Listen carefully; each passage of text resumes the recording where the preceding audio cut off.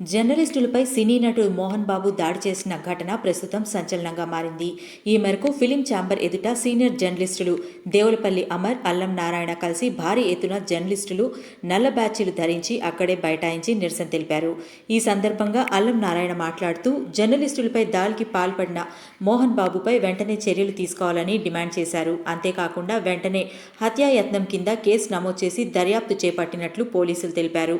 ఇక మోహన్ బాబు జర్నలిస్టులపై ఒక ఉన్మాదిలా దాడి చేశారని ఫైర్ అయ్యారు.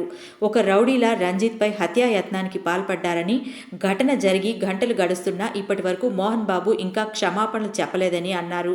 వాళ్ల కుటుంబ సమస్య బజార్న పడ్డాక కేసు నమోదయ్యాకే మీడియా జోక్యం చేసుకుందన్నారు. జర్నలిస్టులపై దాడి చేసిన ఘటనలో మోహన్ బాబును వెంటనే అరెస్ట్ చేయాలని అల్లం నారాయణ డిమాండ్ చేశారు.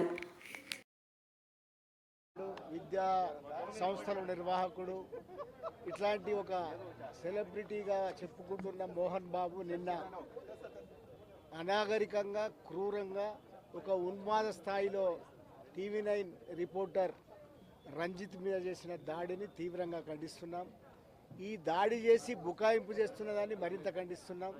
ఎందుకంటే వాళ్ళ ఫ్యామిలీ గొడవ కాదు అది. వాళ్ళ ఫ్యామిలీ గొడవ దాటి గేటు దాటి police station Pahadi Sharif police స్టేషన్కి వచ్చినాకనే మీడియా జోక్యం జరిగింది.